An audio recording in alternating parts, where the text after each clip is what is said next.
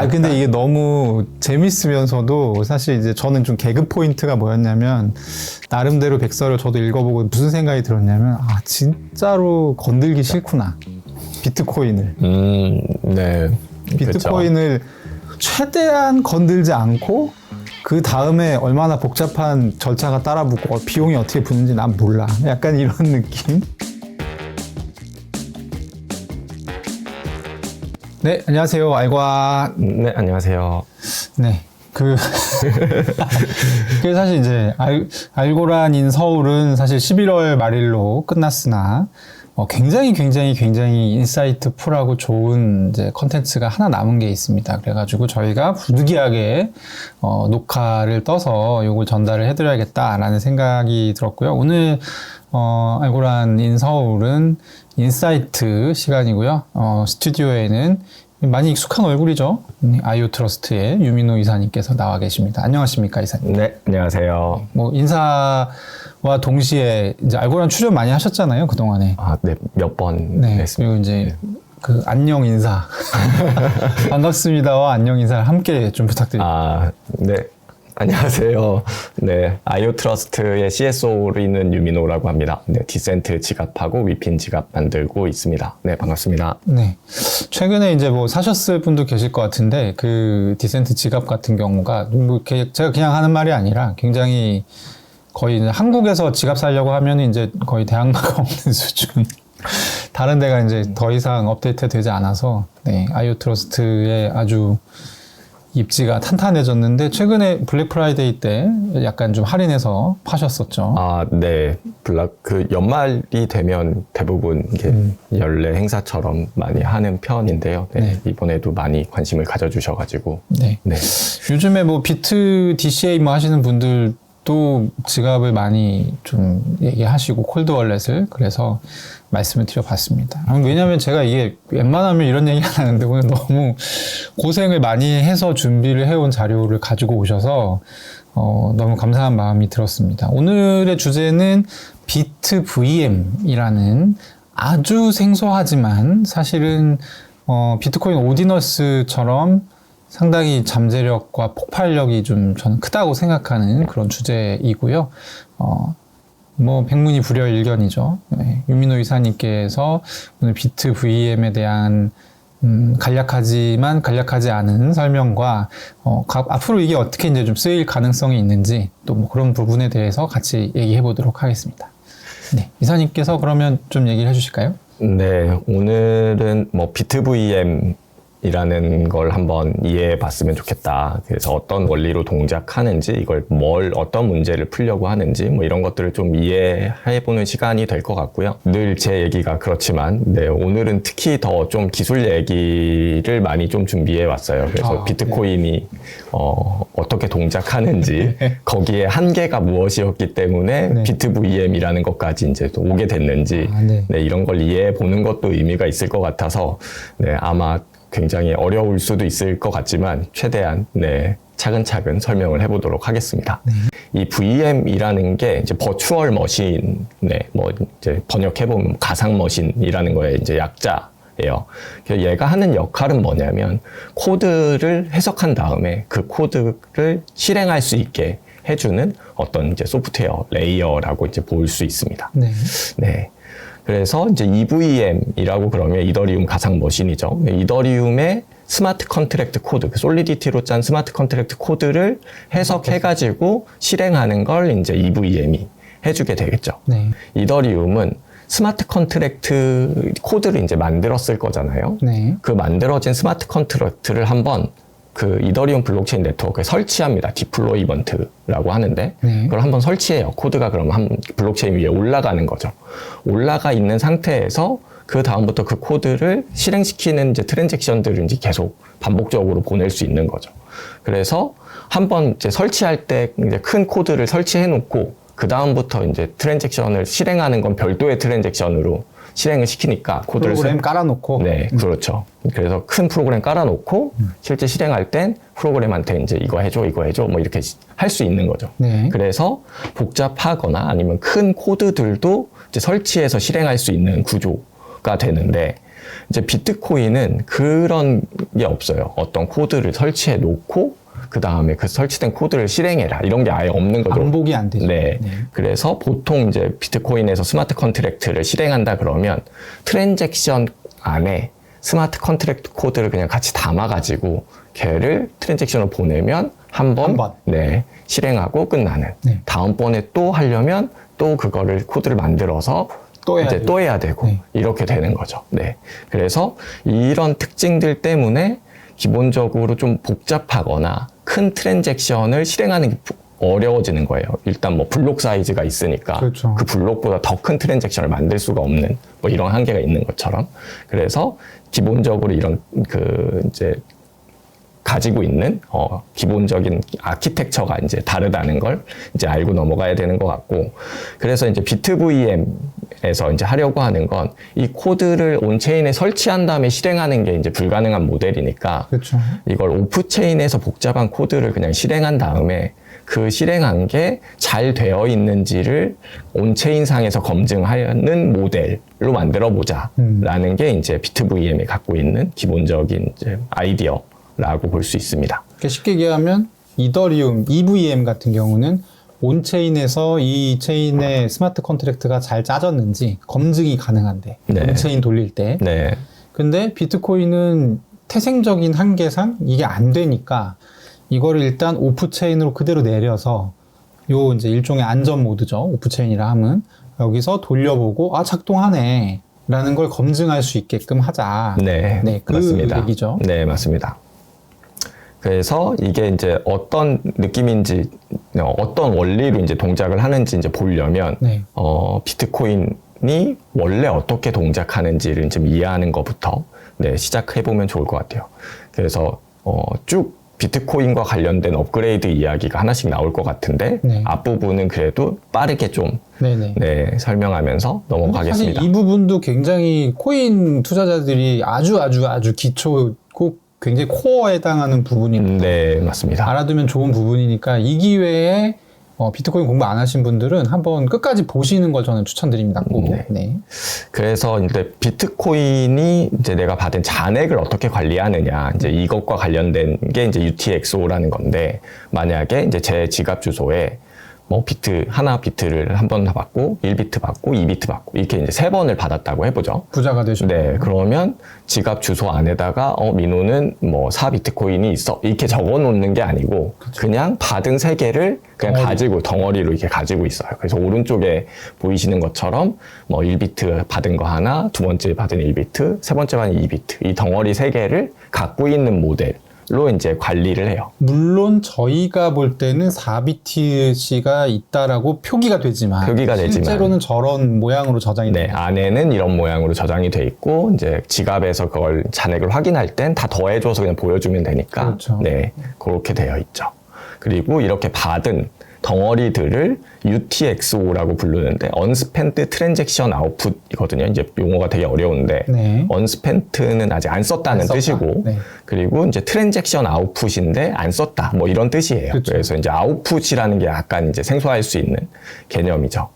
그래서 이제 보낼 때에도 받은 애들이 있는데, 네. 이제 받은 걸 다시 보낼 때에도 이제 덩어리 채로 가지고 있으니까 그것들을 이제 똑같은 단위로 하게 되는데, 만약에 이제 제 지갑에서 이제 동환님한테 2.5개의 비트코인을 이제 주고 싶다. 네, 생각만 해도 좋네요. 네, 주고 싶다고 그러면 요 3개 중에 2.5비트니까 하나짜리하고 2개짜리 이렇게 그렇죠. 갖고 와요. 그래, 덩어리처럼 움직여야 되니까. 그럼 3개의 비트가 있을 거고, 네. 그 중에 2.5비트를 주고 나면 이제 0.5비트가 나오잖아요. 그 0.5비트 중에 나머지는 다시 내 지갑으로 넣는 거죠. 그렇죠. 네, 그런 방식으로 이제 동작을 하고, 이때 이제 수수료가 필요하니까 수수료 뺀 나머지를 이제 내 지갑으로 넣는, 네, 이런 모델로 이제 동작을 합니다.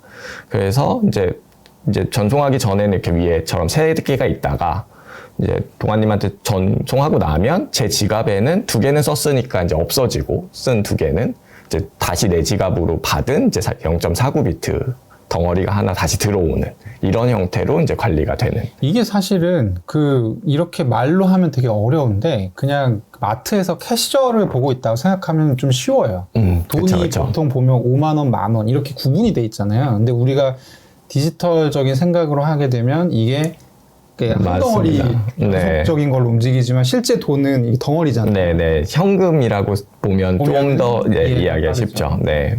대신에 이제 현금은 10,000원권, 50,000원권 이렇게 단위가 딱 정해져 있지만 그렇죠. 얘는 이제 받은 단위로 이제 그걸 묶을 수 있다는 게 좀 다르고.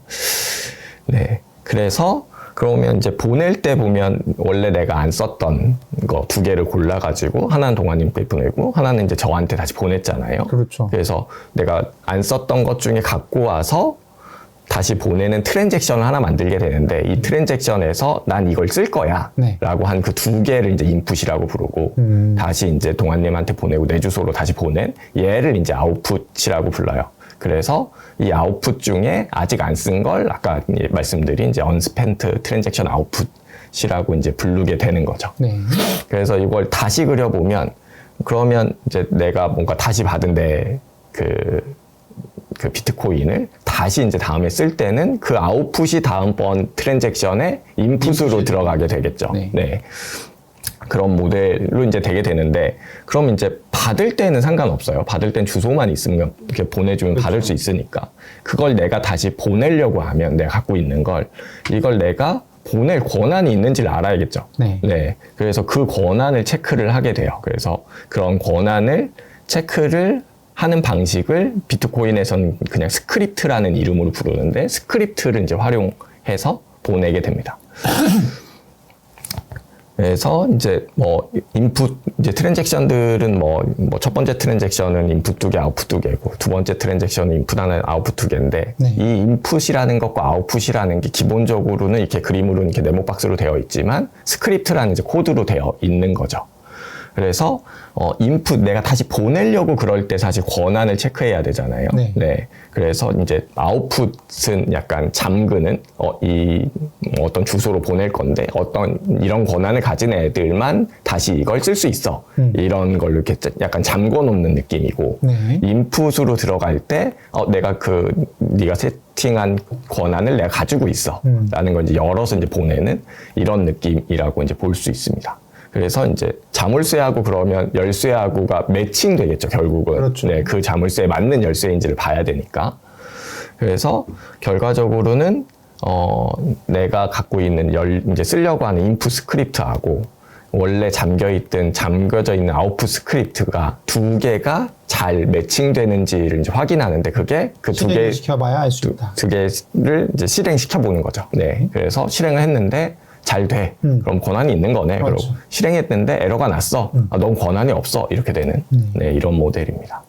그래서 이제 가장 간단한 건 우리가 그냥 단순하게 공개키로 이제 주소를 만들잖아요. 그 주소에 이제 비트코인을 받은 다음에 다시 보내는 얘가 이제 가장 심플한 형태의 이제 스크립트예요. 이렇게 생겼는데, 네. 결과적으로는 이제 자물쇠에서는 이 어떤 이 주소를 가진 사람이 맞는지를 확인하겠어. 이런 느낌의 이제 스크립트고, 보내는 거에서는 이제 요 스크립트가 의미하는 바는 이런 뜻이에요. 공개키로 만든 주소가 맞는지 확인한 다음에 전자서명을 체크하겠어. 이런 그 뜻이고, 이걸 다시 열기 위한 그 인풋 스크립트에는 그럼 전자서명이 있어야겠죠. 그렇죠. 내가 쓸 권한이 있다는 걸 증명해야 되니까 전자서명하고 내가 이 전자서명을 이제 검증하는 데 쓰기 위한 공개키 요 2개가 이제 들어가게 됩니다. 네. 그래서 2개를 합쳐놓고 이제 실행을 시켜보는 거예요. 이제 이건 트랜잭션이 이제 보내지고 나면 마이너들이 이 트랜잭션이 멀쩡한지를 확인하는 과정에서 이제 하게 되는데, 그럼 전자서명이 있고 이 공개키를 해시해서 요 잠금 장치에 있는 해시값이랑 맞는지 먼저 보고, 네. 맞으면 이 공개키가 이제 맞다는 뜻이니까 그 공개키로 그 전자서명을 검증해서 맞으면 이제 얘는 권한이 있다. 이런 방식으로 동작을 하게 됩니다. 네, 그래서 결과적으로 보면 이건 가장 심플한 예시지만 인풋 스크립트랑 아웃풋 스크립트를 붙여서 쭉 실행시키는데 그 인풋 스크립트 이제 열쇠를 가지고 자물쇠를 열 수 있으면 얘는 오케이. 그게 안 열리면 이제 얘는 안 돼. 권한 없어. 네, 이렇게 되는 거죠. 그래서 사실은 이런 그냥 공개키 주소로 비트코인을 주고받는 것 외에 이런 조건들은 더 다양하게 설정할 수 있을 거잖아요. 네. 네, 이런 스크립트 기능들을 이용해서 그런 것들이 이제 더 많은 것들을 이제 사실은 할 수 있게 되고, 가장 대표적인 게 이제 멀티시그. 그러니까 이제 여러 명, 뭐 3명 중에 2명이 서명하면 보낼 수 있어. 뭐 이런다거나 뭐 이런 것들이 이제 더 다양하게 해볼 수 있는 대표적인 예시입니다. 그래서 이제 멀티시그 같은 경우는 뭐 이렇게 생겼는데 코드는 약간 좀 복잡하지만 좀 더 복잡해졌죠. 네. 그래서 이제 스크립트, 이제 멀티시그를 체크할 수 있는 스크립트가 있는데, 걔 이제 해시 값을 그냥 아웃풋에 넣어놓고 자물쇠로 이 스크립트를 난 나중에 수행할 거야 라는 걸 이제 알려주고, 이제 실제로 내가 풀 때 내 전자서명 이제 3명 중에 2명의 이제 전자서명이 필요한 주소였다 그러면 전자서명 2개를 붙이고, 그리고 이제 공개키 3개 중에 뭐 이 2개를 이제 검증하면 돼, 이런 걸 같이 붙인 다음에 통째로 트랜잭션으로 만들어서 보내게 되는 거죠. 그래서 이게 이제 이 스크립트를 똑같이 쭉 수행시켜서 잘 통과가 되면 이제 보낼 수 있게 되는 이런 것들이 있고, 얘는 사실 타임락하고 해시락은 사실 일반적으로 이제 많이 얘기되지는 않는 약간 특수 기능처럼 보이는 네, 이런 기능들인데, 비트VM이 사실 이 타임락과 해시락이라는 어떤 그 메커니즘을 네. 기본적으로 활용을 하고 있는 기능이라서 네, 잘 알려져 있지 않지만 뭐 이런 것들을 이제 약간 준비해 봤는데요. 그래서 타임락은 어떤 거래를 특정 기간 동안은 뭐 못하게 해. 아니면 특정 기간이 지난 다음엔 조건을 바꿀래. 이런 것들을 할 수 있게 만드는 게 타임락입니다. 특정 어떤 UTXO에 어떤 예를 들면 제가 동아님한테 어떤 비트코인을 하나 보냈는데, 얘는 3일 동안 제가 보낸 걸 다른 데로 보내지 않으면 다시 나한테 돌아올 거야. 뭐 이런 걸 하거나, 네. 아니면 뭐 3일 동안은 다른 데로 보낼 수 없어. 뭐 이렇게 하거나. 3일 뒤에 블록에 실제로 들어가. 네, 뭐 이렇게 하거나. 이런 것들 이제 시간과 관련된 어떤 조건들을 설정할 수 있는 거죠. 네. 그래서 이제 타임락을 거는 방식이 이제 2가지가 있는데, 하나는 트랜잭션 전체에 거는 거예요.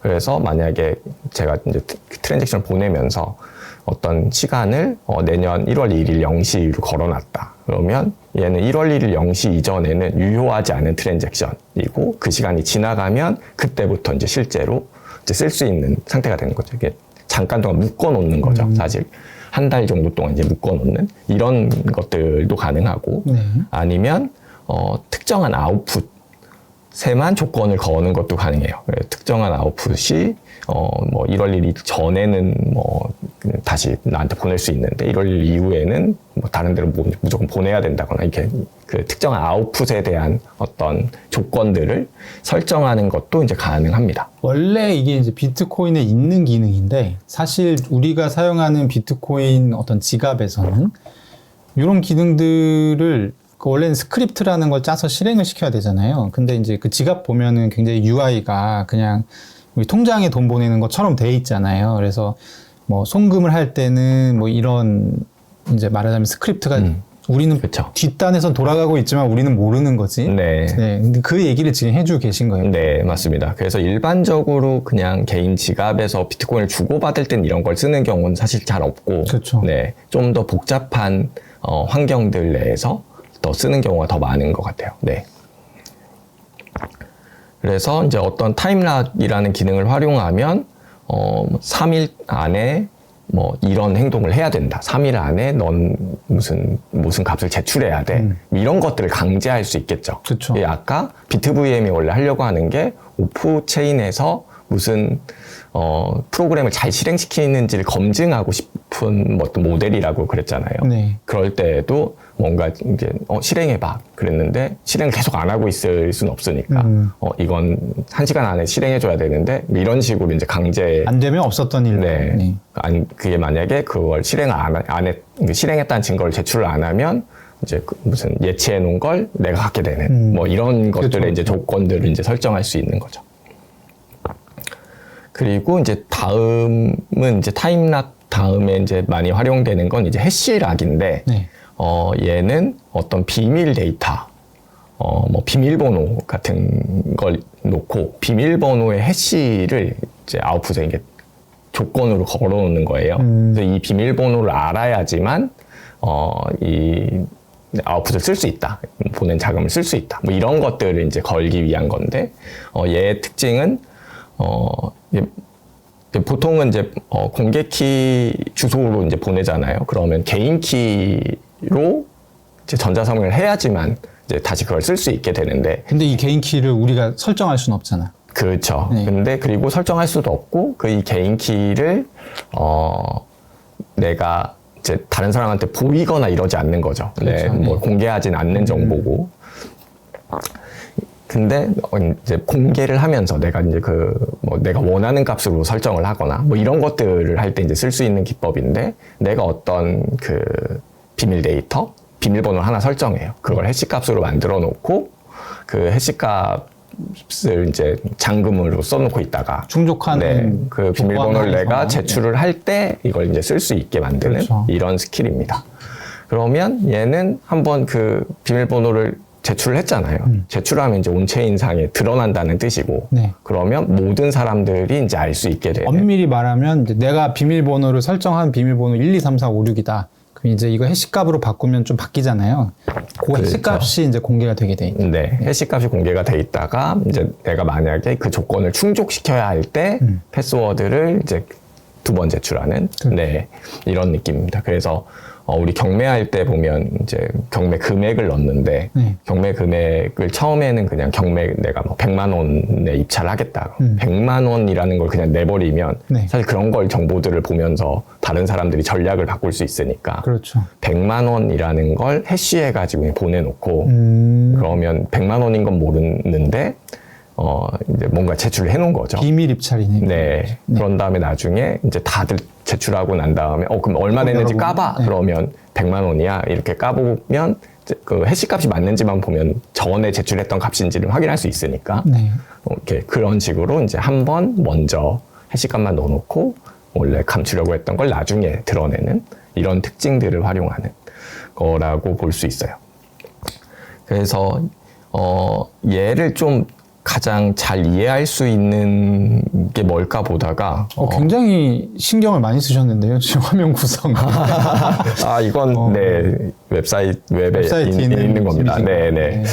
그래서 아토믹 스왑을 약간 이런 해시락을 이용하는 가장 기본적인 예시인 것 같아서 네. 가지고 와 봤습니다. 그래서 이제 비유가 필요한데, 내가 동아님한테 뭐 비트코인 하나를 보낸다는 걸 이렇게 다른 식으로 비유하면, 네. 동아님만 열 수 있는 어떤 메일함 안에 제가 비트코인 하나 동전을 넣어놓는 거죠. 네. 그래서 전 넣는 건 가능하지만 열어가는 건 동아님 나만 할 수 있는. 개인 키가 있어야지만 할 수 있는 뭐 그런 거로 이제 비유를 해볼 수 있을 것 같아요.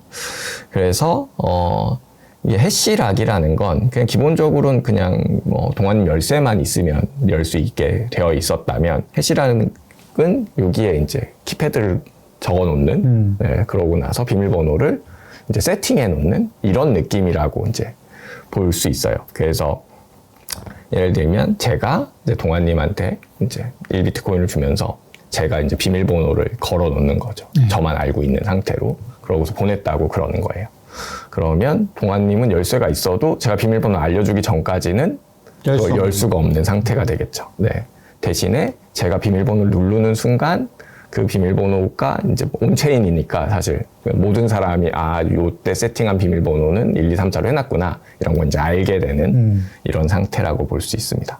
그래서 이런 걸 이제 활용하는 이제 케이스 중에 이제 아토믹 스왑이 이제 가장 대표적인데, 그래서 이제 그 크로스 체인 아토믹 스왑인데, 얘는 비트코인은 사실 비트코인밖에 없으니까. 그렇죠. 네. 근데 비트코인하고 똑같은 아키텍처를 가진 비트코인으로부터 이제 포크돼서 나온 체인들이 있죠. 네. 뭐 라이트코인이나 뭐 비트코인 네. 아니면 뭐 도치코인 뭐 이런 애들이 이제 많잖아요. 그런 케이스에서 내가 비트코인을 주면서 상대편한테 내가 뭐 BSV가 됐던 도치코인을 받고 싶다. 그런 걸 이제 교환하고 싶다. 이런 케이스가 이제 아토믹 스왑이 왜냐하면 비트코인 네트워크 안에서는 서로 주고받을 수 없는 거고, 네. 그래서 이제 여기는 이 예시는 웹에서 갖고 온 거라서 BSV로 되어 있으니까 그냥 BSV로 설명을 해드림. BSV는 이제 비트코인하고 이제 별도의 네트워크이고, 그래서 이제 앨리스는 내가 비트코인을 갖고 싶은 거예요. 밥은 BSV를 갖고 싶은 거죠. 둘이 교환하고 싶은 거예요. 근데 이걸 온라인 상에서 온체인 상에서 둘이 그냥 교환하려고 그러면 먼저 보내고 싶지 않을 거잖아요. 그렇죠. 그래서 난 비트코인 하나에 BSV 10,000개를 바꾸기로 했는데 비트코인 하나를 보내고 났는데 10,000개를 보내줄지는 사실 확신할 수 없으니까, 그래서 서로 이제 보내줄 수 없는 상황을 이제 풀어보는 이제 프로토콜이 이제 아토믹 스왑입니다. 아토믹 스왑은 사실 보시면서 저거 디파이랑 비슷한데라고 생각하실 텐데, 이게 사실 디파이 이전에 네. 저런 개념이 먼저 나왔었죠. 야, 이게 된다면 정말 좋겠다 했는데 그게 이더리움에서 구현이 된 게 디파이죠, 사실. 네, 맞습니다. 그래서 이더리움은 이제 온체인 그 안에서 이제 여러 개의 토큰들이 있다 보니까 그 안에서 이제 수합들이 가능한데, 이제 비트코인 같은 경우는 체인과 다른 체인들 간의 어떤 수합이 이제 좀 필요한 이런 상황이고, 그래서 아까 이제 말씀드린 것처럼 이렇게 메일박스에다 서로의 메일박스에다가 이제 한 명은 이제 비트코인 1개를 넣고 다른 사람은 이제 BSV 10,000개를 넣었는데 그냥 넣는 게 아니고 비밀번호를 세팅해서 넣는 거예요. 비밀번호에 사실 해시값이 되겠죠. 그러면 얘는 근데 그 두 개의 메일박스에 비밀번호를 갖게 만드는 형태로 만들어요. 그래서 앨리스가 1, 2, 3, 4를 내가 비밀번호로 해야지. 그러고서 그 비밀번호 해시값을 밥한테 주는 거죠. 그럼 앨리스는 밥이 있는 주소에 주면서 그 1, 2, 3, 4 해시값을 이제 락으로 걸어놓고, 밥도 앨리스한테 받은 해시값을 락으로 걸어놓으면서 앨리스한테 보내놓고. 이게 이렇게 복잡합니다. 네. 어쨌든 이게 굉장히 하여튼 중간에 에스크로 같은 거 안 끼고 그렇죠. 해결해 보려고 사람들이 엄청 짱구를 굴려서 사실 이제 이런 개념 만들어낸 거죠. 네. 그래서 이제 그러면 두 개의 메일박스에 같은 비밀번호가 세팅돼 있고, 비밀번호는 앨리스만 알고 있고, 이런 상태가 되는 거예요. 그래서 이런 걸 이제 약간 커밋 한다고 그래요. 해시 값만 먼저 제출하는, 아까 이제 비공개 입찰 같은 거 할 때 내가 입찰할 금액의 해시 값만 먼저 내는 이런 것처럼 이걸 이제 커밋이라고 부르고, 그런 다음에 이제 서로 이제 넣었다는 걸 확인했으니까 이제 서로 이제 가져가야 되잖아요. 그렇죠? 그러면 앨리스가 비밀번호를 알고 있으니까 앨리스가 이제 1, 2, 3, 4라고 넣겠죠. 그러면 걔는 이제 온체인에서 일어나니까 밥도 얘는 비밀번호가 1, 2, 3, 4였네 라는 걸 서로 둘 다 알게 되고, 각자 이제 메일박스에 있는 거 자기 토큰을 가져갈 수 있는, 그래서 이제 스왑이 일어나는 이런 형태라고 볼 수 있습니다. 그래서 이렇게 실제로 이제 세팅했던 비밀번호를 이제 제출하는 걸 이제 리빌 한다고 되어 있고, 이 용어를 이제 말씀드린 이유는 뒤에 계속 나오기 때문에. 그래서 이런 방식으로 이제 기본적으로 아토믹 스왑이 동작을 하는데, 그래서 커밋먼트는 해시값을 먼저 제출하는 거고, 리빌은 실제 그 해시를 만든 비밀값을 이제 공개하는 이런 거 이제 리빌. 뒤에 계속 나와서 한번 말씀드렸습니다. 근데 이제 해시랑만 가지고 이걸 해버리면 문제가 있죠. 이게 앨리스가만 비밀번호를 알고 있는데 앨리스가 비밀번호를 안 누르는 거예요. 둘 다 이제 자금이 묶여 있는데. 그러면 둘 다 이제 빼갈 수 없는, 앨리스는 이제 빼려면 비밀번호를 입력해야 되는데 안 뺄래? 그러고 이제 있으면 밥은 보내려고 했다가 내 자금을 이제 빼지도 못하는 상황이 되는 이런 수가 발생할 수 있고, 반대로 앨리스는 밥한테 이제 보내놓고 내가 알고 있는 비밀번호를 이제 걸어놨는데 밥이 아무것도 안 해. 나한테 돈을 안 보내고 있어요. 그러면 비밀번호를 공개할 리가 없잖아요. 못 갖고 가야 되니까. 그러면 앨리스도만 또 묶여있는 상태가 되는 거죠. 밥이 안 주니까. 그래서 이런 것들을 좀 막아야 실제로 워킹할 거잖아요. 그래서 이런 걸 이제 해결하기 위해서 이제 도입할 수 있는 게 아까 앞에서 말씀드린 타임락이 되는 거죠. 그래서 해시락하고 타임락을 보통 이제 같이 쓰는 경우가 많아요. 이렇게 하는 거예요. 만약에 비밀번호를 세팅하면서 얘는 만약에 하루 동안 밥이 여기에다 돈을 넣지 않으면 내 돈은 다시 나한테 회수되는 조건을 걸어 놓는 거죠. 스크립트 안으로. 그래서 그런 조건을 같이 걸어 놓고, 그럼 하루 안에 이제 서로 해야 되는 일들을 하면 정상적으로 수합이 일어나고, 그런 걸 누가 한 명이 안 했다. 그러면 각자 돈이 그냥 회수되고, 네. 뭐 이런 것들을 이제 타임락으로 걸어서, 이제 조건들을 이제 설정할 수 있게 됩니다. 그래서 이제 이런 것들을 이제 해시락하고 타임락을 이제 활용한 이제 컨트랙트라고 이제 해서 해시 타임락드 컨트랙트라고 이제 부르고, 이제 비트 VM도 이 해시 타임락드 컨트랙트라는 이제 기법이나 이런 걸 가지고 프로그램을 실행하는 것들, 검증하는 것들을 이제 활용하고 있습니다. 그러면 이제 뭐 UTXO가 뭔지, 그래서 스크립트를 아주 가지고 기본적인 이제 내용들을 알아봤는데, 네. 중요한 거는 이제 이 부분부터가 사실 이제 이 세간에 많이 공개되어 있는 부분이죠. 비트코인은 스마트 컨트랙트가 아예 안 된대요라는 오해도 있고, 근데 뭐 그런 것은 아니고 되긴 되는데 안 되는 것들이 있는 거잖아요. 네, 맞습니다. 네, 그래서 그런 부분을 좀 이제 설명해 주시죠. 앞서서 말씀드린 건 뭐가 되느냐를 네. 이제 좀 말씀드렸다면, 이제 뭐가 이제 한계냐, 그러니까 이제 이제부터 나오는 첫 번째로 알려진 건 이제 튜링 불완전성이라고 이제 부르는 건데, 뭐 이제 우리가 할 수 있는 계산들의 종류가 굉장히 많잖아요. 그런 종류 중에 모든 걸 다 할 수 있으면 이제 튜링 완전하다고 그러고, 그렇지 않으면 이제 튜링 불완전하다고 그러는데, 이더리움 같은 경우는 이제 튜링 완전해서 이제 어떤 종류의 연산이든지 다 가능하게 만들어져 있다면, 비트코인은 사실 의도된 특성이라고 보는 게 맞을 것 같은데, 일부러 이제 튜링 불완전하게 만들어놨어요. 그렇죠. 네. 네. 그래서 어떤 공격들을 좀 대비하기 위한 맞습니다. 네, 방법인 것 같은데, 대표적인 게 반복문이에요. 뭐 예를 들면 우리가 할 수 있는 연산 중에 배가 고플 때까지 운동장을 돌아, 뭐 이런 게 계속 반복되잖아요. 근데 이런 종류와 비슷한 연산을 시킬 수가 없는 거죠. 네, 그래서 이제 이게 이제 기본적인 한계이지만 약간 의도된 특성이라고 볼 수 있고, 근데 실제로 어떤 스마트 컨트랙트를 만드는 사람 입장에서는 더 이제 다양한 일들을 하고 싶어 할 테니까, 그렇죠. 네, 반복문도 쓰고 싶고 이럴 테니까, 이것도 이제 비트 VM을 이용해서 어떻게 해결할 거냐를 이제 같이 이야기한 것 중에 하나고, 이게 또 다른 하나는 스크립트 코드의 사이즈 문제예요. 예, 스크립트 코드의 크기가 무한정 커질 수 없다는 게 일단 문제가 됩니다.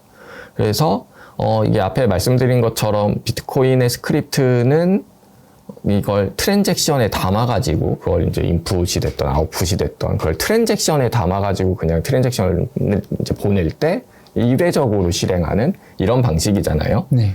근데 그리고 이 트랜잭션은 사실 비트코인의 블록에 들어가는 거죠. 네. 그리고 비트코인의 블록은 1메가바이트로 이제 고정되어 있죠.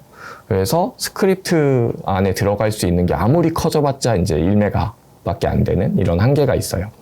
그래서 이제 이런 것들을 때문에 이제 큰 프로그램이 이제 기본적으로 못 돈다는 게 있고, 큰 프로그램이 돌아가기도 어렵지만 사실 이제 뭐 엔간이 굉장히 중요한 거라고 해서 돌린다고 해도, 그러니까 1메가가 최대 용량인데 이 중에 얼마를 차지하느냐에 따라서 사실 수수료 부담이 엄청 커요. 그렇죠. 네, 맞습니다.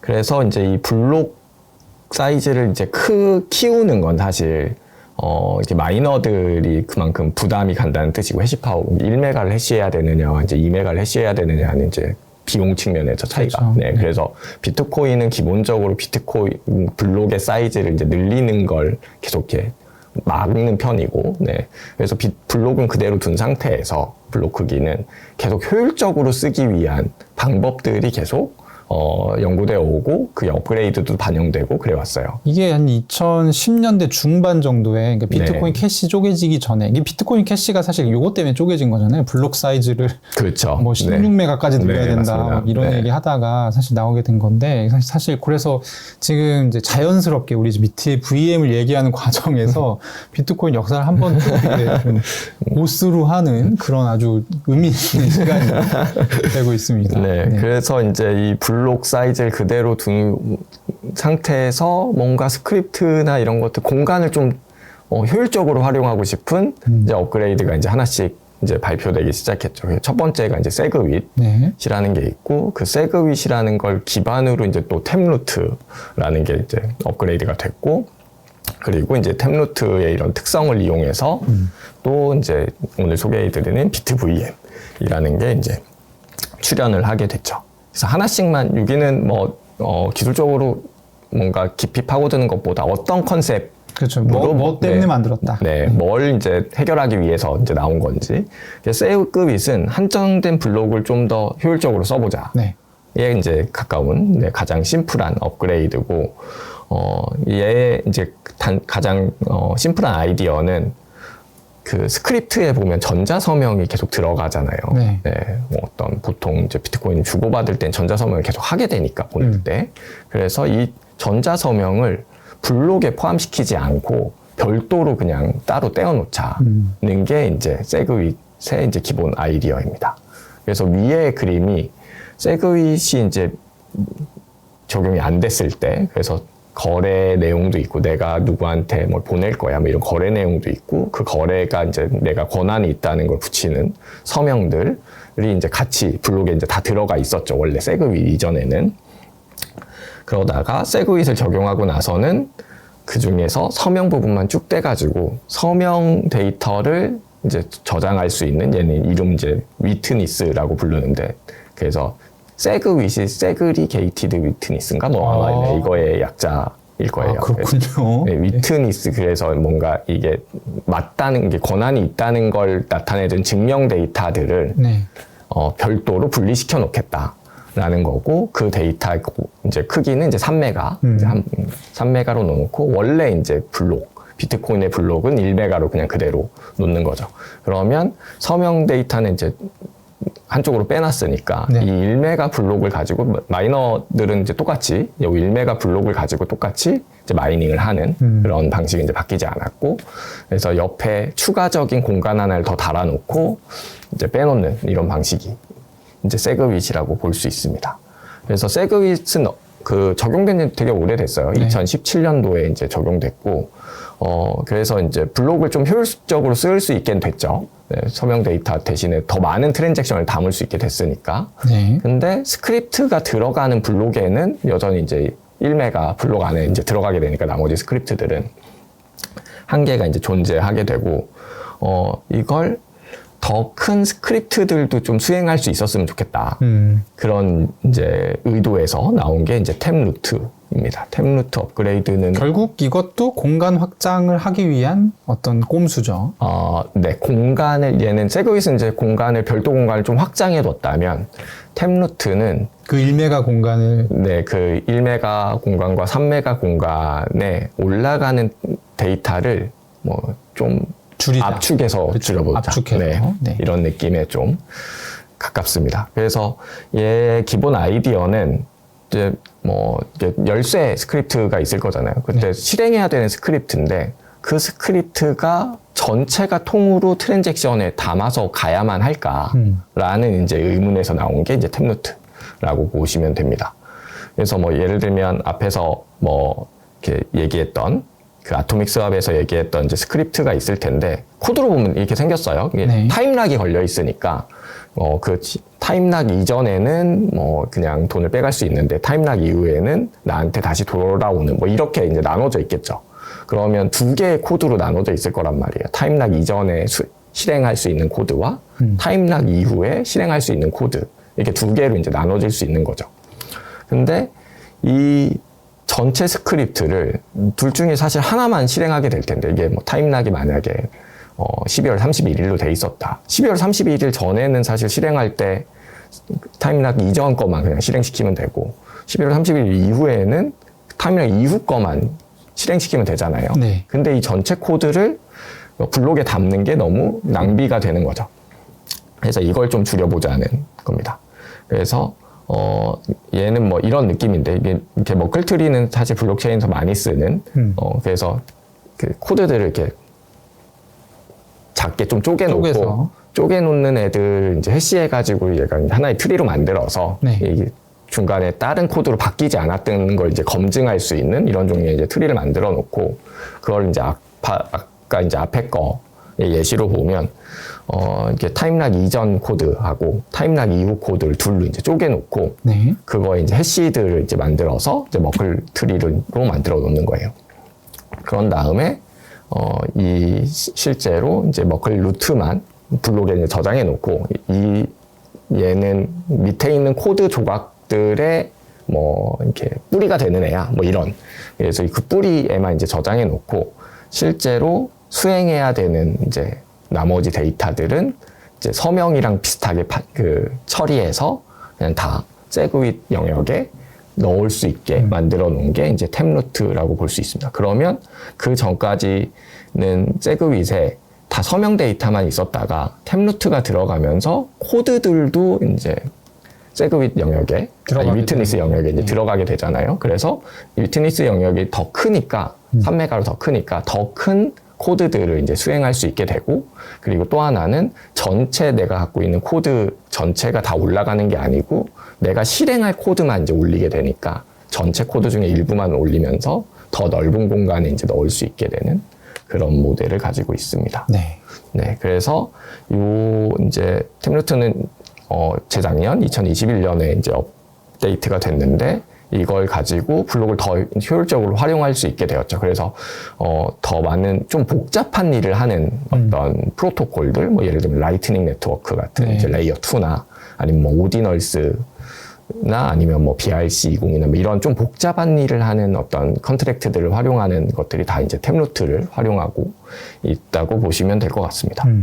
근데 이제 여전히 뭐 3메가라는 한계는 여전히 존재하고, 그렇죠. 그리고 튜링 불완전성은 아직 뭐 마찬가지죠. 그 스크립트 자체가 갖고 있는 한계니까 이제 이걸 극복할 수 있게 해보자는 게 이제 비트 VM입니다. 이 멀리 돌아왔지만 네. 이제 아시겠죠? 왜 이게 비트코인에 있어서 굉장히 조금 색다른 시도인지. 그러니까 처음에 사실 아까 잠깐 얘기해 주셨지만 일부러 튜링 불완전하게 만든 것이 어떤 그런 네트워크 혼잡이라든지 뭐 일종의 악의적인 공격이라든지 이런 걸 아예 원천 차단하려고 한 거예요. 보통 악의적인 공격은 네트워크 공격할 때 계속 반복시키면서 네트워크 부하를 급증시키는 방법을 가장 이제 흔하게들 많이 쓰잖아요. 근데 비트코인은 그러니까 쉽게 얘기하면 비트코인 디도스 공격이 안 되는 약간 그런 네, 거죠. 악의적인 코드를 만들 수 있는 게 할 수 있는 게 적어지면 사실 악의적인 코드를 만드는 것도 사실 반대로 그렇죠. 똑같이 어려워지기 때문에 뭘 하여튼 짜는 게 다 돈이고 네, 그렇습니다. 맞습니다. 네. 그래서 어쨌든 이제 오프체인에서 복잡한 코드를 실행을 해보고 그걸 검증할 수 있게끔 만들어서 그리고 네. 나중에 그걸 실행하는 거는 또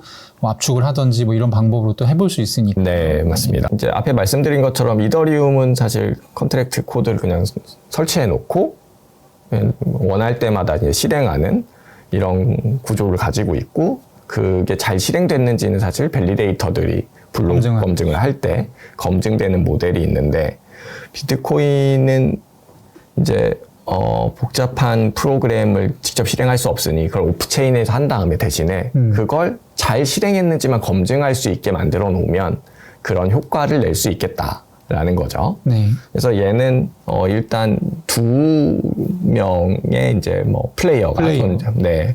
그래서 한 명은 내가 프로그램을 잘 실행시킬 거라고 이제 하는 사람. 그런 걸 이제 내가 증명받고자 하는 사람이 있고, 나 잘 만들었어요. 네. 라고 말하는 사람. 네. 한쪽에서는 내가 네가 잘 그걸 실행시키고 있는지를 내가 감시하겠어 라고 하는 이제 검증하려고 하는 요 두 개 이제 플레이어가 있고, 그 플레이어들이 이제 하고자 하는 건 되게 복잡한 프로그램, 우리가 그냥 지금도 그냥 사용하고 있는 일반적인 프로그램들을 이제 잘 실행시키고 있는지를 검증해야 되는데, 네. 얘는 내가 잘 실행을 못 시켰을 때 뭔가 페널티가 있어야 될 거잖아요. 그렇죠. 뭔가, 그리고 그걸 잘 실행시키지 못했다는 걸 내가 발견을 해 놓으면, 그러면 그 사람이 얻을 수 있는 보상이 있어야 제가 잘하고 있는지 감시할 수 있게 되고, 네, 그래서 일단 그 어떤 예치를 해놓게 됩니다. 그래서 어떤 각자 둘 다 예치를 해놓고 이제 동작하는 모델이 되고, 얘가 약간 이렇게 백서에도 나와 있는데 옵티미스틱 롤업하고 약간 기본 컨셉이 좀 비슷했다고 볼 수 있어요. 옵티미스틱 롤업은 이제 이더리움 레이어 2에서 많이 네. 사용되는 롤업 방식인데 이제 옵티미스틱 롤업이 이제 하는 건 이제 레이어 1에 이제 이더리움이 있고 레이어 2에 이제 옵티미스틱 롤업에 이제 별도 체인이 있는데 얘는 주기적으로 레이어 2에서 있었던 거래 내역을 이렇게 압축해 가지고 올려요. 네. 딱 이더리움에 한 번씩 이렇게 네, 저장을 해 놓죠. 그러면 레이어 2에서 일어난 거래 내역을 잘 했는지를 이제 잘 했는지가 중요할 거잖아요. 그게 이제 레이어 2가 해줘야 되는 기본적인 거니까. 옵티미스틱 롤업은 일단 그냥 줘놓고 일주일 동안 이 거래 내역이 이상이 없는지 이렇게 감시하게 만드는 뭐 이런 모델이에요. 그리고 나중에 시간이 좀 지난 후에 확정을 하는. 네, 그래서 일주일 동안 아무도 이상하다고 얘기하지 않으면 확정이 되고 일주일 안에 누군가 이상하다고 이렇게 클레임을 걸어서 너 이상하게 이걸 이더리움에 쓰려고 하는 것 같은데 그랬는데 봤더니 진짜 이상하네. 그러면 이제 그걸 쓰려고 하는 애는 이제 페널티를 받고 그걸 찾아낸 사람은 보상을 받는. 네, 이런 이게 모델. 제가 보기에는 상당히 긍정적인 마인드를 가진 사람들만이 할 수 있는 문제 해결 방식이고, 그러니까 결국에 부지런해야 되는 거죠. 그렇죠. 네. 그러니까 막 그런 거 있잖아요. 이렇게 뭐 트랜잭션을 올렸는데 내가 아주 사소한 사기를 쳤어요. 거기다 막 뭐 이렇게 뭔가 잘못된 정보를 올렸단 말이에요. 근데 이게 너무 사소해서 사실 아무도 찾을 수 없고 여기까지 찾지 않는다고 하면 일정 시간이 지나면 그게 진실로 굳어져 버리는 이런 방식이 이제 옵티미스틱 네. 롤업인데, 그러니까 사실 뭐 이걸 욕을 할 수 있느냐, 그렇게 하긴 좀 어려운 게 이미 많이 사용이 되고 있어요. 네. 크립토에서. 그렇기 때문에. 근데 어쨌든 요 방법이랑 이제 비슷한 방식을 채택하고 있는 거죠. 약간 먼저 해놓고 네. 그게 잘 되어 있는지를 감시한 다음에 나중에 잘못했다는 게 이렇게 발각이 되면 그거에 대한 페널티와 보상이 이제 이루어지는 시스템. 네. 이제 이런 종류의 컨셉을 이제 비트VM도 이제 가지고 있다고. 그래도 이더리움의 옵티미스틱 롤업보다는 좀 나은 것 같습니다. 비트VM이. 왜냐하면 비트VM은 이게 검증자랑 이게 1대1로 매치가 되잖아요. 네, 그렇죠. 그런 측면 네. 조금 더 나은 것 같은데 네. 어쨌든 네. 어떤 방식으로 동작하는지 그럼 한번 설명해 주시죠. 네. 여기서부터 복잡한데 일단 프로그램이 있잖아요. 우리가 돌려야 되는 이제 뭐 복잡한 스마트 컨트랙트라고 이제 보죠. 네. 스마트 컨트랙트 이루어진 복잡한 프로그램이 있는데 얘를 이제 원자 단위로 분해합니다. 아까 저희가 이제 앞에서 할 때는 크게 두 조각으로 타임락 이전 코드, 그렇죠. 타임락 이후 코드 코드. 이렇게 나눴잖아요. 그렇게 쪼개는 것보다 더 나누다는. 세세하게. 네. 그래서 이게 무슨 낸드라는 뭐 논리 회로들이 있는데 이게 컴퓨터가 그 하드웨어가 이제 동작하는 방식이랑 비슷해요. 네. 그래서 모든 종류의 프로그램은 이런 논리 회로로 이제 원래 만들 수 있고 그 논리 회로로 논리 회로로 이제 구성돼서 뭐든지 실행시킬 수 있는 네, 그런 것들을 가지고 있는데 그런 특성을 이용해서 복잡한 프로그램을 이제 논리 회로로 이제 변환해요. 이렇게 원자 단위로 막 쪼개는 거죠. 네. 그러면 뭐 이런 식의 뭐 얘는 예시지만 이런 구성들이 나올 수 있겠죠. 그래서 이렇게 일단 쪼개놓고 난 다음에 이런 논리회로는 이제 비트 가지고 이제 연산을 하는 건데 이제 낸드라는 애는 뭐 0이랑 0이랑 두 개 연산을 하면 1이랑 2개가 나오고 뭐 이런 이렇게 비트 연산을 하는 애예요. 그래서 두 개의 비트를 인풋으로 받고 그거의 결과값으로 하나의 비트를 아웃풋으로 내는 뭐 이런 이제 논리 회로라고 보시면 됩니다. 그러면 이렇게 쪼개고 났더니 얘는 사실 되게 심플한 건데 사실 엄청 복잡하겠죠. 보통 프로그램이라고 하면. 네. 그러면 이 프로그램을 이제 원자 단위로 쪼개봤더니 이렇게 구성되어 있네. 그러고 봤더니 논리 회로가 이렇게 8개가 된단 말이에요. 3개, 2개, 하나 이렇게 돼가지고 그럼 각각의 논리 회로들마다 이제 스크립트로 만들어 놓는 거죠. 그래서 첫 번째 논리 회로는 A라는 값이랑 B라는 값이 인풋으로 들어오면 E라는 값이 나올 거야. 네. 라는 걸 이제 하나의 이제 스크립트 코드라고 보고 각각을 이제 스크립트 코드로 만들어 놓고 아까 이제 말씀드린 것처럼 이제 템루트 방식을 이용해서 이제 머클트리 이렇게 만들어 놓는 겁니다. 최종 지금 true를 확정해가는 과정인 거죠. 네, 이거는 아직은 어떤 값이 이제 실행하기 전이고, 네, 이 프로그램은 이런 인풋을 받으면 저런 값이 나와. 그래서 A 값이 사실 0인지 1인지는 아직 모르고 네. 0일 때도 동작하고 1일 때도 동작해야 될 거잖아요. 그렇죠. 그 B도 0일 때도 동작하고 1일 때도 동작해야 되고 그러면 그거에 맞는 어떤 정확한 결과값이 2에도 나와야 되고 이제 그런 이제 실행하는 과정이 필요한데 그 실행은 아직 안 하고 있고 프로그램을 일단 쪼개는 과정인 거죠. 네. 그래서 작은 논리회로들을 이제 스크립트로 만들어서 이제 그걸 이제 머클트리로 만드는 게 이제 첫 번째 하는 일이고 그러면 여기서 이제 나오는 게 아까 무슨 그 해시의 커밋 앤 리빌인데 커밋을 먼저 해요. 그래서 난 이제 이걸 증명하려고 하는 입장에서 보통 하게 되는데 네. A라는 애는 비트 0을 이 해시 값으로 하면 비트가 0이야. 그리고 다른 해시 값으로 하면 비트가 1이야. 뭐 이런 것들을 세팅하는 거예요. 네. 요건데 그래서 이제 이게 예시 중에 하나인데 이제 만약에 A를 한다. 그러면 어떤 비밀값을 해시해야지 나오는지는 일단 그 수행하는 사람만 알고 있는 상태에서 네. 이 값만 이게 결과값만 알려주는 거죠. 뭔가를 해시해가지고 위에 나오는 저런 해시 값이 나오면 얘는 비트를 1이라고 그냥 할 거야. 뭐 이렇게 그냥 선언해 놓는 거죠. 이렇게 알려줘 놓는 이런 과정을 거칩니다. 그리고 그러면 이제 A에 맞는 0값하고 1값이 뭔지 알려줬고 B에 맞는 0값하고 1, 뭐 E에 맞는 0하고 1 이건 이제 다 알려줬을 거잖아요. 그렇죠. 네, 그러면 저 실제로 이제 그 해시값만 알려줬으니까 내가 실제 비밀값 같은 비트를 만들기 위한 비밀값을 하나씩 이렇게 알려줘 보면 뭐 00 넣었을 때는 뭐 제대로 0이 나오네 뭐 이런 것들을 계산해 가면서 검증할 수 있겠죠. 밖에서도. 그래서 실제 해시값만 알고 있을 때는 사실 계산하기 전이니까 얘가 제대로 실행됐는지 알 수 없는 상태지만 그렇죠. 네, 프로버가 그 해시값을 만든 그 비밀값 그 자체를 하나씩 공개해 보면 공개해 볼 때마다 얘는 제대로 계산했네. 공개하고 났더니 값이 틀리잖아. 이걸 이제 알 수 있게 되는 상태가 되겠죠. 네, 그 상태를 이제 만들어 놓게 됩니다. 그럼 이제 본격적으로 이제 코드를 이제 코드를 만들기까지 사실 되게 복잡한데, 실행하는 건 더 복잡한. 네. 실행하면서. 쉽게 얘기하면 코드를 만약에 짰어요. 짰다라고 하면, 우리 코드 이렇게 작동합니다.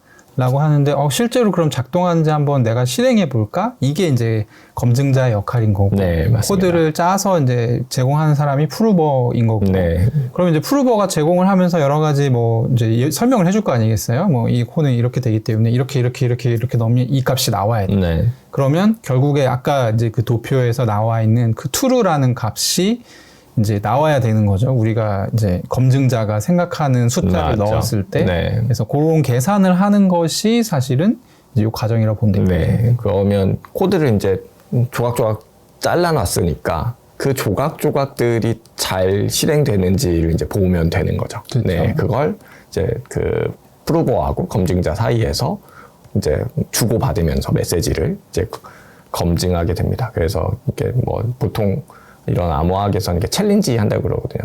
이걸 네가 증명해봤으면 좋겠어. 이렇게 알려주는 게 챌린지고, 그거에 대한 응답을 이제 상대편이 주고, 그 응답을 보고 잘했네 그러면 이제 그 검증이 이루어지는 이런 방식이에요. 네. 그래서 이게 일단 아까 코드를 8조각으로 잘라놨잖아요. 네. 그 8조각들을 이제 서로 한 조각씩 이제 순서대로가 됐던 아니면 뭐 랜덤하게 됐던 하나씩 확인해 볼 수 있는 매칭되는 어떤 그 탭루트 스크립트를 하나씩 더 만들어요. 네. 네, 그래서 그게 그 검증자가 하나 만들고, 그리고 이제 그걸 이제 증명해야 되는, 그러니까 이제 똑같이 하나 만들어 놓고, 그래서 이게 하나씩 얘를 이제 검증하는 애들이 하나씩 이걸 몇 번을 해줘 뭐 이런 걸 그냥 해주는 방식이죠. 그래서 얘는 여기가 조금 어려운데, 네.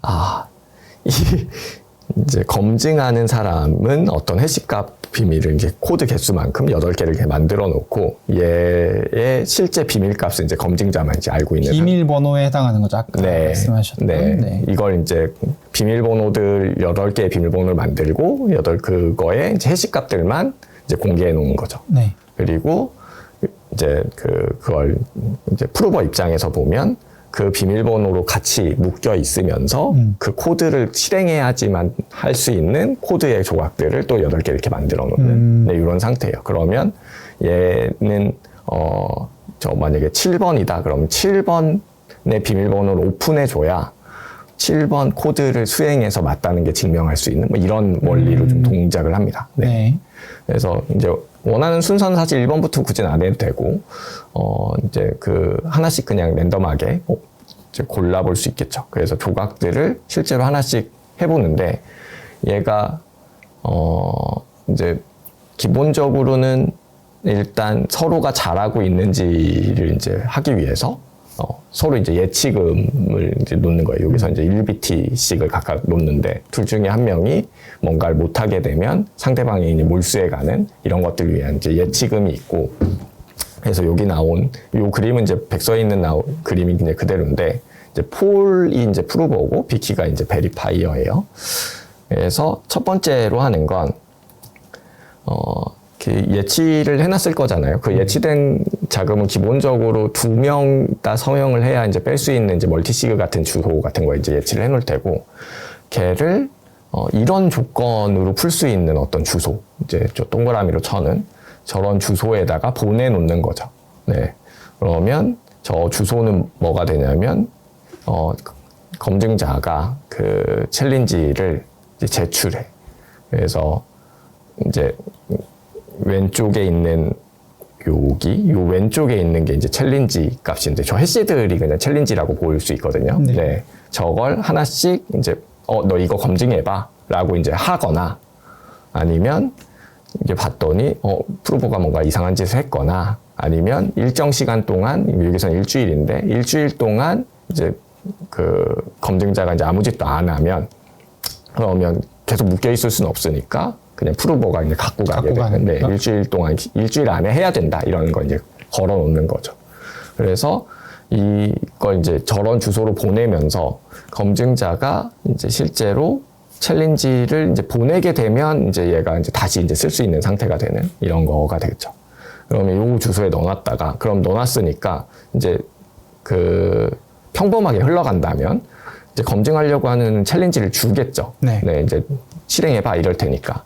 그러면 그런 이제 실행을 할 수 있게 되고, 챌린지를 주고 나면 그럼 이제 실제로 저기 있는 자금을 이제 뽑을 수 있게 되고, 저 뽑은 또 이제 예치된 자금을 이런 이제 두 번째 조건에 있는 주소에다가 이제 보내는 거예요. 그래서 증명자가 이제 난 7번 검증했으면 좋겠는데, 그러고 났더니 그거에 대한 결과값은 이거야. 이걸 이제 알려주. 1대1은 1대1인데 검증하는 그 네트워크 자체는 온체인을 사용하는 거군요. 아, 얘는 이걸 주고받는 걸 네. 꼭 블록체인에 올리지 않아도 돼요. 아, 네. 네. 그 라이트닝 네트워크도 보면 사실 주고받는 트랜잭션들이 있지만 그걸 블록에 저장되진 않죠. 네, 않고 그냥 밖에서만 처리하는 것처럼 이걸 그냥 처리하는 건 둘 사이에만 이제 왔다 갔다 하는 거죠. 그래서 얘가 이제 실제로 온체인에 올라가는 건 만약에 상대방이 아무것도 안 해. 그러면 저 마지막 트랜잭션을 그냥 블록에 올려버리고 내가 그냥 몰수할래 이렇게 되거나 이렇게 되고, 그게 아니고 그냥 검증하는 과정에서는 저 트랜잭션을 둘이서만 주고받는. 그래서 한번 검증자가 챌린지 주면 그거에 맞는 걸 이제 한번 검증하는 수행 결과를 한 번씩 하게 되고, 그걸 이제 계속 주고받으면서 그러면 저 비트코인은 이제 사실은 온체인에서 아무 일도 벌어지지 않지만 오프체인 입장에서 보면 저 두 개 묶여 있는 비트코인이 챌린지로 갔다가 어떤 검증하는 데로 갔다가 계속 이렇게 옮겨 다니는, 저걸 만약에 다 이제 온체인으로 올린다고 치면 네, 그러면 실제로 이제 막 옮겨 다니게 되겠죠. 검증하는 과정 중에. 근데 그걸 다 검증하는 과정에서 그걸 다 온체인에 올릴 필요는 없으니까 오프체인에서 그 과정을 하면서 실제로 검증이 잘 되고 있는지를 그냥 알게 되는 이런 이제 모델이라고 보시면 될 것 같고, 그래서 이걸 계속 전체 이제 8개니까 8개가 다 될 때까지 반복을 해보는 거죠. 그러면 8개를 쭉 하던 와중에 그러면 이게 A라는 건 뭐 어떤 해시 값이면 뭐 1이고 0이고 뭐 이런 것들을 미리 한번 알려줬잖아요. 네. 네, 프로그램 만든 쪽에서 그 프로그램 수행하는 쪽에서 그러면 검증하는 쪽에서는 그 값이 뭔가 틀린데 똑같은 값이 나오는데 둘 다 0이 나오는데 뭐 이런 것들을 보면 이게 논리회로가 제대로 동작하지 이게 전체 8개의 논리회로 중에 하나라도 제대로 동작하지 않는다는 걸 알면 얘는 제대로 수행하지 않은 거네. 라는 걸 이제 알 수 있게 되니까 그걸로 이제 결국에는 사실 이거를 결국에는 온체인에 이제 올릴 거잖아요. 그래서 아주 이더리움의 되게 획기적인 아이디어 중에 하나가 뭐였냐면 페널티를 고안을 한 건데 이거 같은 경우도 결국 그 방향으로 가는 굉장히 어려운 네. 루트를 통해서 지금 그 방향으로 가고 있는 이게 코드를 쪼개놓은 이유는 이게 튜링 컴플리트 때문이죠. 그렇죠. 네, 그 튜링 컴플리트한 걸 수행하려고 봤더니 얘를 작게 쪼개야 될 것 같고, 네, 작게 쪼개고 났더니 그 작게 쪼갠 것들을 하나하나 검증해야 되고, 그 하나하나 검증하는 걸 온체인으로 하긴 너무 비싸니까 오프체인에서 하게 되는, 네, 이런 모델입니다. 근데 얘는 여전히 뭐 오프체인에서 하는 게 엄청 많긴 많죠. 그렇죠. 네. 아니 근데 이 오프체인 연산도 쉽지 않을 것 같은데요? 이게 처음에 그걸 쪼개서 논리회로로 만드는 게 사실 굉장히 복잡한 것 그쵸. 같고요. 네. 네. 그 다음에 이제 주고받는 건 그 기술적인 복잡함보다는 횟수가 너무 많아진. 그렇죠. 네. 그리고 그래서 하나씩 해야 될 거잖아요. 네. 그 순차적으로 해야 그쵸. 되고, 네. 그러면 그게 만약에 뭐 1억 개로 쪼개져 있다. 1억 번을 보통 그걸 또 오프라인에서 안 하고 온라인상에서 네트워크를 통해서 할 거잖아요. 주고받아야 되는 이런 상태가 되겠죠. 약간 저는 어떤 지금 그림이 떠올랐냐면 그 구한말에 왜 그 전화 걸면 여기서 이렇게 꽂아주는 순간 교환원 있었잖아요. 네네. 약간 그런 느낌인데. 네. 저랑 비슷한 생각을 하셨군요. 네. 네. 이게 사실 이제 애니악인가 그럴 텐데. 네. 옛날 컴퓨터들은 이제 프로그램을 한번 바꾸려면. 그렇죠. 네. 이게 소프트웨어가 사실 없었으니까. 네. 저 선들을 이렇게 배치를 바꾸면 하나의 프로그램이 되고. 네.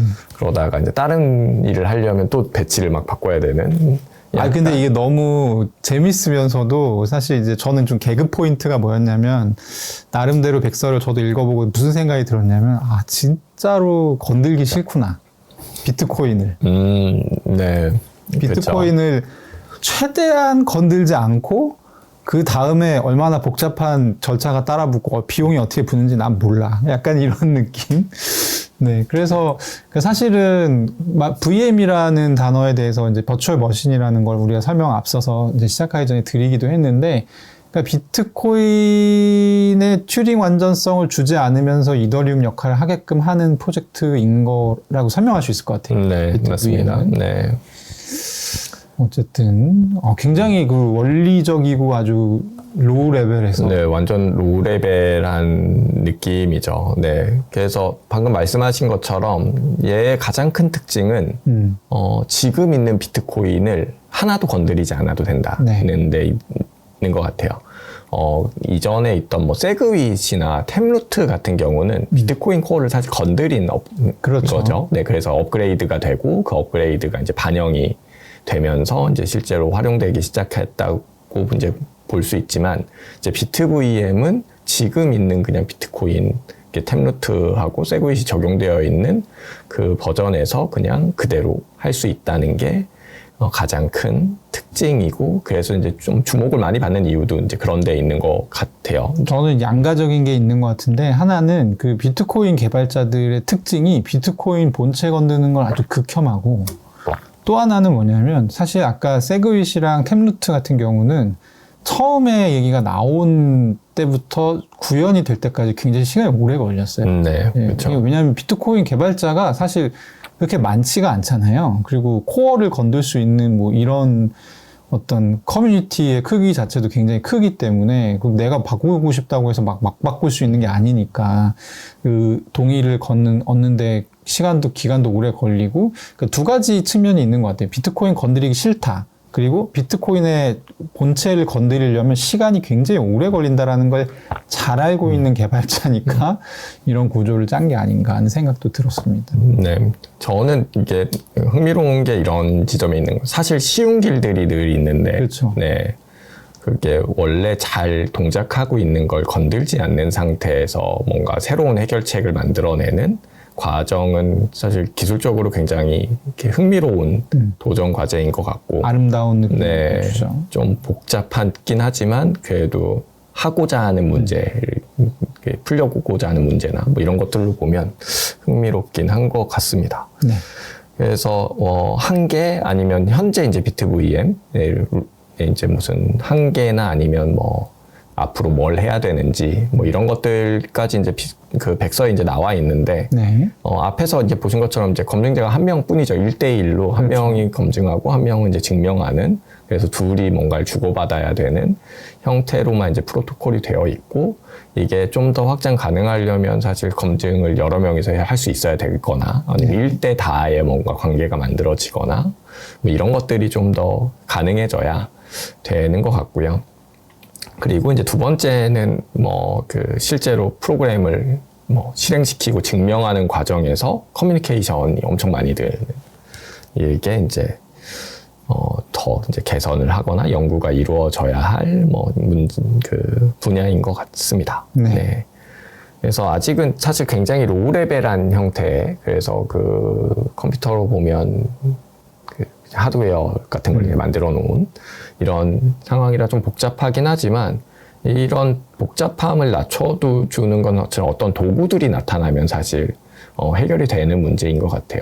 프로그램이 나오면 그 프로그램을 이제 뭐 아까 잘게 쪼개 준다거나 뭐 이런 것들은 사실 도구화할 수 있는 영역들이고, 저희가 그냥 만들고 있는 프로그램들도 사실 그렇단 말이에요. 원래는 굉장히 로우한 레벨에서의 막 기계어 같은 것들로 수행을 하게 되는데, 빅단에서는 그런 것들이 돌아가는데 네. 우리는 사실은 프로그래머들은 뭐 컴파일러가 됐던 그런 그 도구들을 이용해서 좀 하이 레벨에서 뭔가를 만들어내면 그 로우 레벨로 만들어준 도구들이 사실 발전해 온 게 도움이 된 것처럼 그런 것들이 이제 계속 등장하면 이제 활용할 수 있는 가능성들은 꽤 많은 것 같고요. 가장 뭐 그 커뮤니티들이나 이런 데서 볼 때 가장 첫 번째나 아니면 대표적으로 활용하기에 가장 좋은 분야는 이제 트러스트리스 브릿지인 것 같아요. 트러스트리스 브릿지는 뭔가요?